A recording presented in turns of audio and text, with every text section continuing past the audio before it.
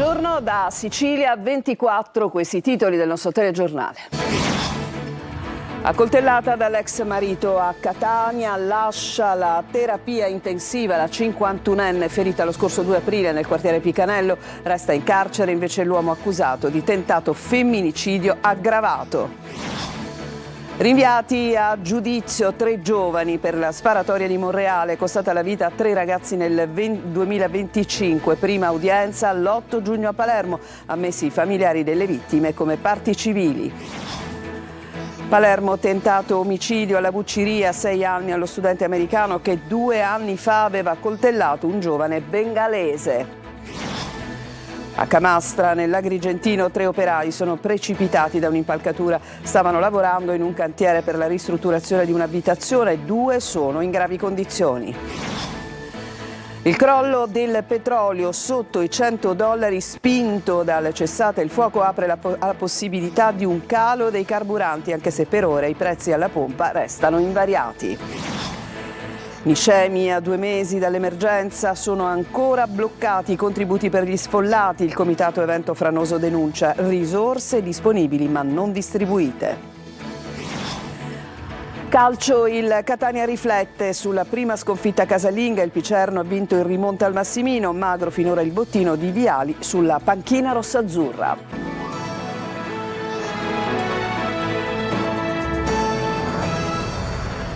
Ben trovati. Il 2 aprile scorso le coltellate nel pieno centro di Picanello, un quartiere catanese, e la donna che è stata appunto colpita dall'ex marito nelle zone vitali, che ha subito dei delicati interventi chirurgici, finalmente ieri sera è uscita dalla terapia intensiva. Intanto l'ex marito rimane in carcere. Sentiamo. Ha lasciato il reparto di terapia intensiva del Centro Cuore Morgagni di Pedara la 51enne ricoverata dopo essere stata accoltellata in strada nel quartiere Picanello di Catania. 12 coltellate per mano dell'ex marito che appena è stato catturato dai carabinieri 14 ore dopo l'aggressione ha confessato il tentato femminicidio. La donna, madre di 4 figli, dopo alcuni giorni ricoverata in condizioni critiche, è stata trasferita in un altro reparto della stessa clinica etnea. Intanto resta in carcere Giovanni Platania, il 56enne accusato del tentato femminicidio aggravato dell'ex moglie avvenuto il 2 aprile scorso e che secondo il GIP avrebbe agito con premeditazione. Uscito dal carcere l'8 marzo, infatti, aveva iniziato a perseguitare la donna cercando di convincerla a riallacciare la loro relazione. Una delle figlie ha raccontato che il padre minacciava la madre di morte se non fosse tornata con lui. La donna si sarebbe confidata anche con una conoscente poco prima di essere aggredita. Mi sta seguendo, non mi lascia in pace. Rinviati a giudizio 3 giovani per la sparatoria di Monreale, costata la vita a 3 ragazzi nel 2025. Prima udienza l'8 giugno a Palermo, ammessi i familiari delle vittime come parti civili. Sentiamo Simona Mazzone. Hanno avuto un ruolo determinante nella strage di Monreale, in cui la notte tra il 26 e il 27 aprile dello scorso anno sono stati uccisi il 23enne Salvatore Turdo, Massimo Pirozzo e Andrea Miceli, entrambi di 25 anni. Nella sparatoria sono rimasti feriti Nicolò Cangemi, 32 anni, e un 16enne. Così il GUP Marta Maria Bossi ha rinviato a giudizio Salvatore Calvaruso, 19 anni, Samuele Acquisto, 18 anni, e Mattias Conti, 19 anni. Il giudice ha ammesso come parti civili i parenti delle vittime, il comune di Monreale e la regione siciliana. Sono state respinte le richieste di costituzione del Codacons e di 2 associazioni. La prima udienza del processo si terrà il prossimo 8 giugno.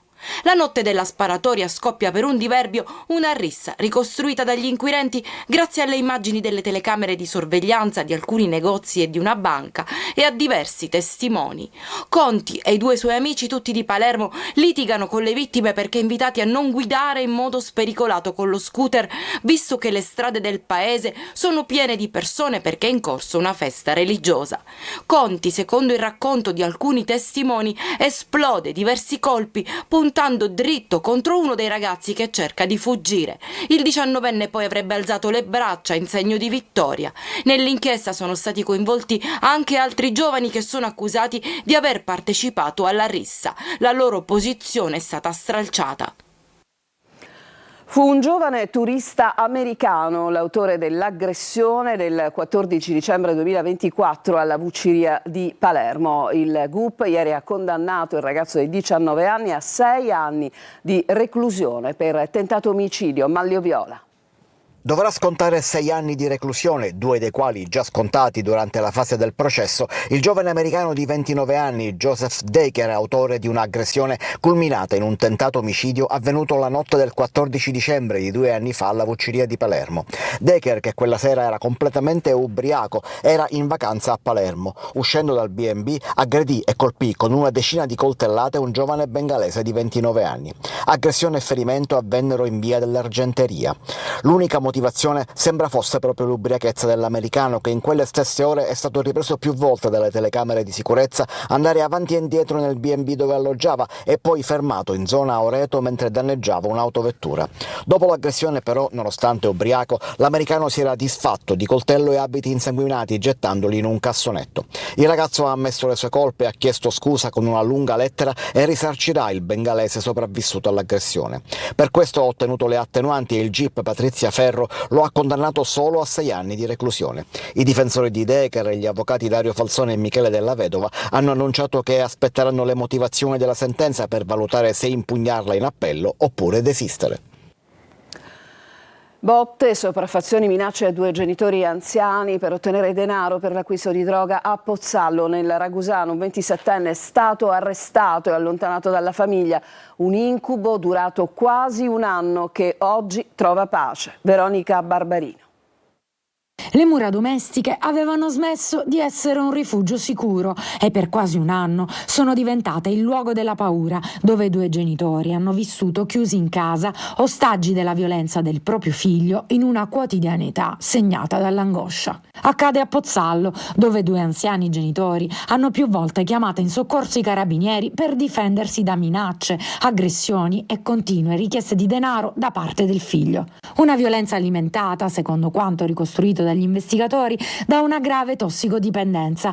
Il giovane infatti, nel tentativo di procurarsi i soldi per lo stupefacente, avrebbe più volte aggredito i genitori, tra cui l'anziano padre affetto da una grave patologia invalidante, procurando loro anche lesioni alle mani e alle braccia. Il 27enne è stato così allontanato dai carabinieri dall'abitazione familiare e posto agli arresti domiciliari in un'altra struttura. Dovrà ora rispondere di maltrattamenti contro i familiari, lesioni personali aggravate, rapina ed estorsione. A Camastra, nell'Agrigentino, 3 operai sono precipitati da una impalcatura sollevata da un carrello. 2 sono in gravi condizioni. Davide Sarto. 3 operai feriti in un grave incidente sul lavoro a Camastra, nell'Agrigentino. L'incidente è avvenuto in un cantiere di un'abitazione privata in via Giovanni XXIII. I 3 erano impegnati nei lavori quando, per cause ancora da chiarire, sono precipitati da un'impalcatura metallica sollevata da un carrello telescopico. Stavano operando al primo piano. L'impatto è stato violento. Tutti e 3 sono rimasti feriti. L'autista del mezzo, sotto shock, ha accusato un malore. Immediati i soccorsi. I feriti sono stati trasferiti negli ospedali di Agrigento, Canicattì e Caltanissetta. 2 sono in condizioni serie. Un 70enne è stato ritrasportato proprio a Caltanissetta. Nessuno al momento sarebbe in pericolo di vita.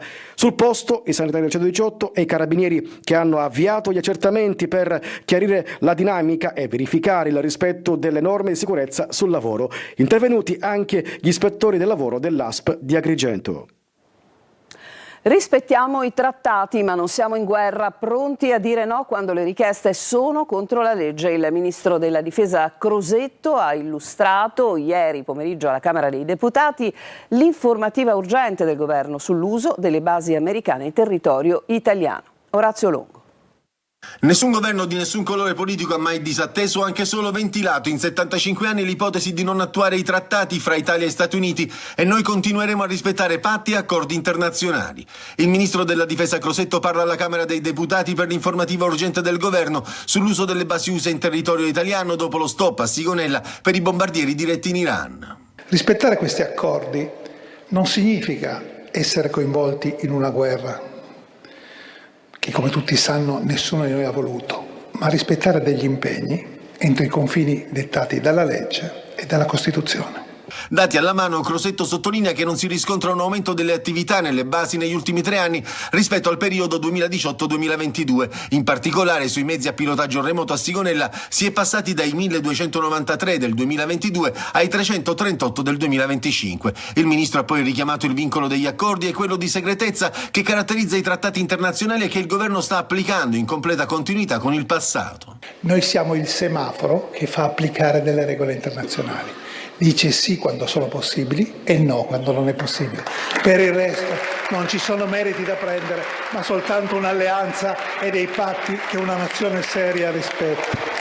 Il segretario del PD Sicilia Barbagalla annuncia per sabato una mobilitazione davanti alla base di Sigonella per dire no alla guerra. E crolla il prezzo del petrolio con il cessate il fuoco, corsa al ribasso con anche un meno 18% che fa scendere un barile sotto i $100 a 93,03. I consumatori dunque attendono le ripercussioni alla pompa con un calo dei carburanti che al momento questa mattina non risulta esserci. Il calo del petrolio infatti non si trasferisce subito ai prezzi alla pompa. Quando il prezzo del greggio scende bruscamente ci sono diversi passaggi prima che il consumatore veda un ribasso, una tregua dunque in arrivo anche per chi viaggia. Ed è ripartito ieri da Palermo il treno Sicilia Express che riporta al nord i fuorisede, definito da alcuni manifestanti il treno dell'esilio. In stazione un vivace scambio di battute tra l'assessore regionale Aricò e il parlamentare Faraone. Ma sentiamo. In tanti partono, poche nascite e in pochi arrivano. Risultato? La Sicilia ogni anno perde almeno 12.000 abitanti. Una fotografia desolante, sono molti inoltre i giovani che lasciano la propria terra. Questa mattina, in merito, la ripartenza del Sicilia Express verso il nord Italia. Perché sei andato via dalla Sicilia? Perché ovviamente avendo un bambino a carico ci dobbiamo dare da fare, la Sicilia non dà molte opportunità lavorative per poter crescere, andare avanti, per portare avanti tutta una serie di cose, però ci sono più probabilità al nord rispetto a qua. Si torna a casa, sì. Che vacanze sono state? Bellissime, a casa mia, da mia mamma, i miei fratelli, belle. Purtroppo sì, la lascio proprio a malincuore, ancora adesso. Nell'occasione un gruppo di giovani assieme al parlamentare Davide Faraone ha manifestato a Palermo con una fazzolettata la ripartenza del treno che associano al calo demografico dell'isola. Ancora più drammatico è il fatto che le istituzioni pubbliche non accompagnino in alcun modo i ragazzi né per stare qui e quindi con la possibilità di crescere nel luogo dove sono nati, ma dall'altro lato anche chi decide scientemente di viaggiare lo fa a costi incredibili. Poi, all'arrivo dell'assessore regionale alle infrastrutture Alessandro Aricò, lo scontro si accende. Siete ridicoli, siete ridicoli, questi signori. Siete ridicoli, è una barzelletta sto treno, ma occupatevi del caro voli, occupatevi delle cose serie, non di questa buffonata. E adesso ci fermiamo, c'è una pausa e torniamo tra poco, andremo a Niscemi.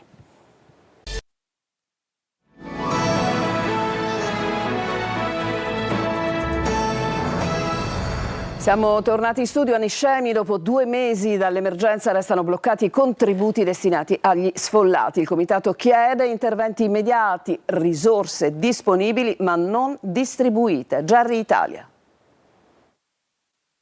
A più di 2 mesi dalla frana dello scorso 25 gennaio a Niscemi l'emergenza non è finita. Decine di famiglie evacuate dalla zona rossa continuano a vivere in condizioni di forte disagio, mentre i fondi raccolti per sostenerle restano ancora inutilizzati. Dopo la visita di Giuseppe Conte, il Movimento 5 Stelle aveva donato 300.000 euro destinati ai cittadini colpiti. A questi si aggiungono i 46.000 euro messi a disposizione dall'ANCI, oltre ai contributi di privati e di associazioni. Alcune di queste risorse sarebbero già disponibili nelle casse comunali, ma denunciano i cittadini non sarebbero ancora arrivate ai destinatari. Il comitato Evento Franoso Niscemi lancia così un appello alle istituzioni locali. Al sindaco, al presidente del consiglio comunale e all'intero consiglio viene chiesto di intervenire con urgenza per sbloccare l'erogazione degli aiuti. La proposta del comitato prevede criteri precisi. Si suggerisce un contributo di almeno 1.000 euro per ogni nucleo familiare composto da una sola persona, con una quota aggiuntiva di circa 200 euro per ciascun altro componente del nucleo residente nella zona rossa alla data del 25 gennaio 2026,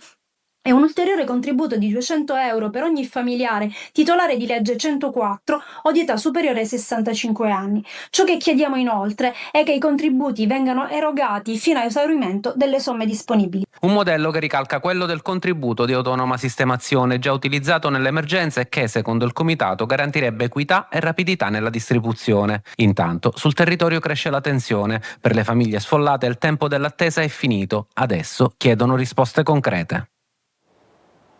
Violenza e dipendenza da video tra i più giovani. Nel banco degli imputati i social. Il governo prepara un disegno di legge per vietarli ai minori di 15 anni. Vi proponiamo un nostro mini sondaggio.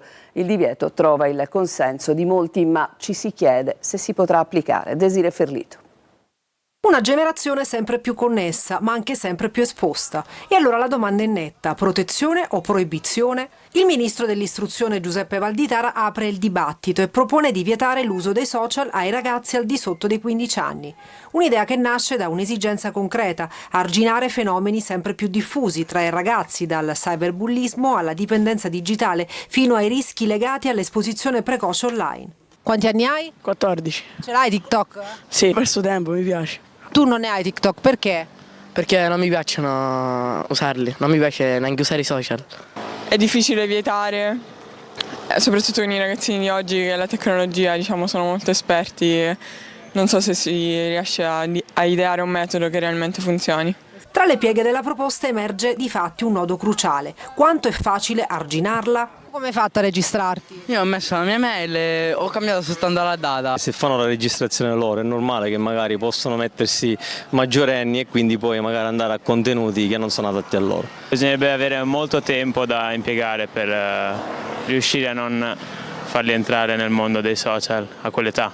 E allora il vero nodo diventa un altro: è giusto spegnere la connessione o insegnare a usarla?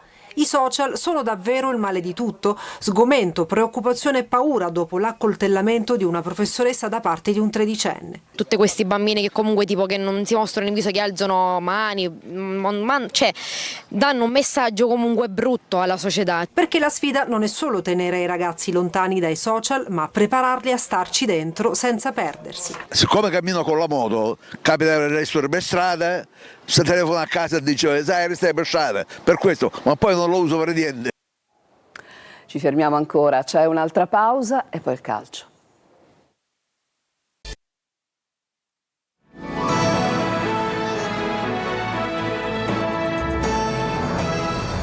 Siamo al calcio con il Catania che, ricordiamo, ha perso l'ultima partita in casa contro il Picerno, un bottino magro quello di Viali sulla panchina rossazzurra, il servizio. Al Catania i conti non tornano. In 2 partite interne 3 gol subiti, un pari e una sconfitta. E poi la solita questione della coperta corta, che al momento però scopre da entrambi i lati, perché se da una parte si vede una squadra che riempie maggiormente l'area ma che però alla fine non colpisce, un male antico che ritorna, dall'altra le distrazioni difensive sono diventate troppo numerose e i rischi pure. Poi c'è l'aspetto mentale. La squadra gioca bene per un quarto d'ora, 20 minuti, segna con D'Ausilio. Dopo l'1-1 del Picerno perde le sue convinzioni. Il risultato è un secondo tempo complicato con gli avversari in vantaggio e chiusi e il Catania che sbatte contro il muro. Siamo passati da fare una prestazione anche spumeggiante, molto qualitativa, a, diciamo così, a cominciare a rallentare le giocate, essere condizionati, essere meno sciolti, e questo chiaramente diventa più complicato. Poi c'è la questione della responsabilità, che è di tutti. Se l'allenatore ha bisogno di tempo per impartire i suoi dettami, fanno discutere alcune scelte e alcuni giocatori messi un po' da parte. La società ha deciso per il cambio di rotta in panchina, ma è chiaro che anche qui i conti sulla gestione della stagione, soprattutto dopo l'acquisizione di Torre del Grifo, saranno fatti alla fine sulla base della promozione o meno. E poi ci sono i giocatori, se sopravvalutati o no, questo è un altro tema. E torniamo alle responsabilità. A Catania non possono non esserci, accomunano tutti. A Crotone mancheranno Casasola e Jimenez per squalifica. Il Catania dovrà dare un segnale non solo tattico ma anche mentale, perché ad aprile le preoccupazioni sono ancora più delle certezze.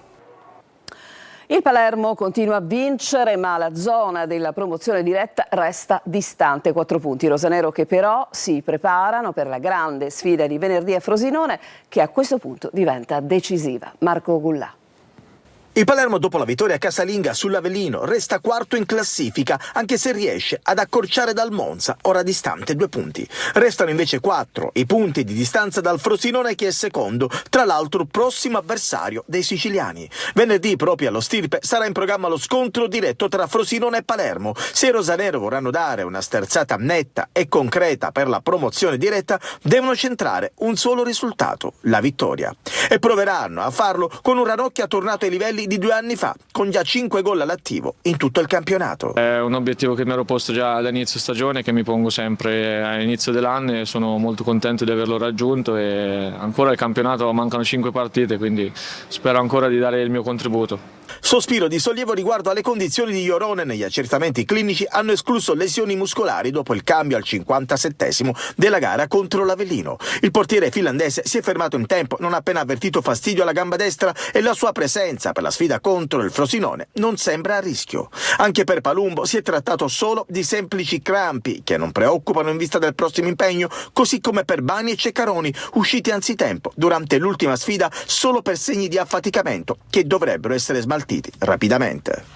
Il telegiornale finisce qui, grazie a tutti per averci seguito. Vi ricordo che Sicilia24 tornerà alle 14 e adesso vi lascio con la rassegna stampa curata da Lorena Dolci. A tutti un buon proseguimento di giornata.